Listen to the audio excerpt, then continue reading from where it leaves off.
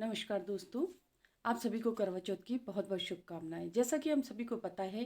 कि आज करवा चौथ का पर्व है और ये बहुत ही पावन पर्व है। ये मध्य प्रदेश, उत्तर प्रदेश, राजस्थान और विशेषकर पंजाब में मनाया जाता है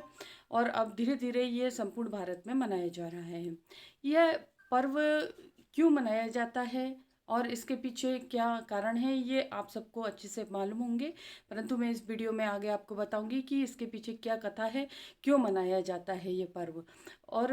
आपको ने जो वीडियो बनाने का मेरा मकसद है वो आपको एक मैसेज देने का है कि मैं आज सुबह जब व्हाट्सएप को चेक कर रही थी बहुत सारे ऐसे मैसेज थे जो ये इंडिकेट कर रहे थे कि करवा चौथ की वे आपको बहुत शुभकामनाएं, बहुत अच्छे अच्छे उसमें मैसेजेस थे। परंतु कुछ ऐसे भी मैसेज थे, वीडियोस थे और मतलब कई ऐसी क्लिपिंग्स देखी मैंने जिसमें आज के दिन स्त्रियों का मजाक बनाया जा रहा है। अपनी पत्नी को ये व्रत इसलिए करने के लिए बताया गया है कि ये अच्छे अच्छे वो कपड़े लें और अच्छे अच्छे उनको ज्वेलरी मिले, अच्छा सब कुछ मिले उनको, इसलिए वो ये व्रत करती है। इस तरीके के मैसेज थे और कुछ मैसेज इस प्रकार के थे कि पत्नी एक मतलब उसके हाथ में एक में बेलना रहता है, एक में चिमटा रहता है, वो व्रत भी करती है। करवा चौथ का जो व्रत करती है वो भी व्रत इस प्रकार से करती है कि वो एक तरफ तो करवा चौथ का व्रत करना दिखाती है और दूसरे हाथ में काजू किशमिश लेकर के खाती रहती है। इस प्रकार की जो विकृत मानसिकता वाले लोग जो वो कर रहे मैसेज कन्वे कर रहे हैं, मैं उन सब का बहिष्कार करती हूँ और उनसे ये कहना चाहती हूँ कि इस तरीके के मैसेज अगर आप समाज में भेजते हैं तो ये आपकी मानसिकता को प्रदर्शित करता है और ये हमारी धर्म, संस्कृति और स्त्री जाति का अपमान है। मैं अपने जो भी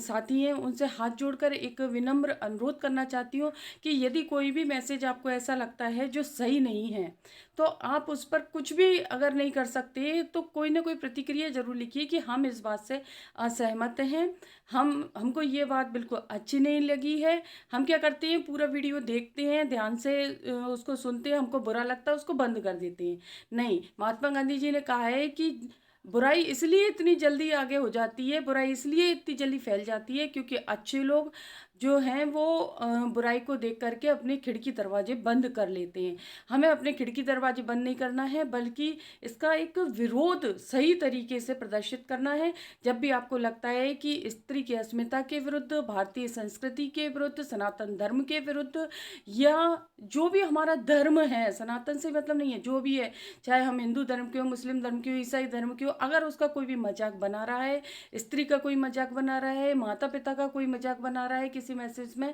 तो इस तरह के जो मैसेज हैं उनका हम बहिष्कार करें, उनका विरोध प्रदर्शित अवश्य करें। उसमें लिखें कि मैं इस मैसेज से असहमत हूँ, इस प्रकार के मैसेज न डालें। या आप इतना नहीं लिख सकते, आपके कोई अपने हैं तो उस पर डिसलाइक का एक आप थंब बना दीजिए कि आपको ये मैसेज पसंद नहीं आया है। ऐसा करने से धीरे धीरे एक विचारों की क्रांति होगी। हम सब जानते हैं कि चूंकि सोशल मीडिया एक बहुत बड़ा प्लेटफॉर्म है, यदि इस प्रकार से हमने आज से ही करना शुरू कर दिया तो कल से इस प्रकार के मैसेजेस कम होंगे और परसों पूर्णतः समाप्त हो जाएंगे। और अगर ऐसा आप सबने मेरा इस काम में सहयोग दिया तो अवश्य ही हम एक मुहिम के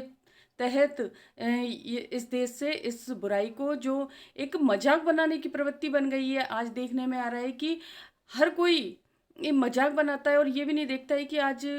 तो इतना बड़ा दिन है एक स्त्री के लिए, कितना बड़ा दिन है कि वो सुबह जब उठती है तो उठने के बाद वो सरगी लेने के बाद कुछ भी नहीं खाती है और ना ही पीती है, पानी तक ग्रहण नहीं करती है। और उसके पीछे उसकी एक भावना होती है कि मेरे पति जो है परमेश्वर के बराबर हैं, मेरे पति जो जिन्होंने मेरे जीवन में सब सुख संपत्ति जो मुझे प्रदान की है, मैं उनके प्रति अपनी कृतार्थता दिखाऊं। और जिस प्रकार से सावित्री ने एक अपने बुद्धि के कौशल के द्वारा और अपनी तपस्या के द्वारा उनके सत्यवान के जीवन की रक्षा करी, उसी प्रकार मैं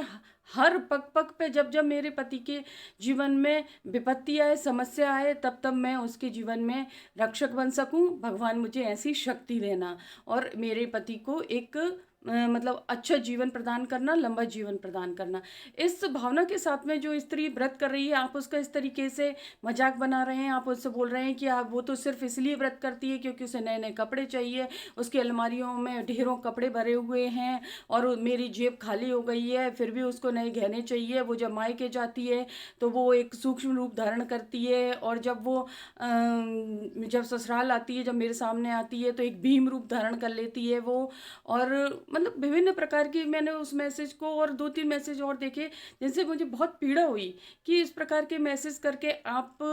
क्या बताना चाह रहे हैं, समाज में क्या मैसेज कन्वे करना चाह रहे हैं। और दुख तब बहुत ज़्यादा होता है कि जब हम नासमझी में उस मैसेज को फॉरवर्ड कर देते हैं, नासमझी में उसको लाइक कर देते हैं, और हम इस चीज़ पर ध्यान नहीं दे पाते कि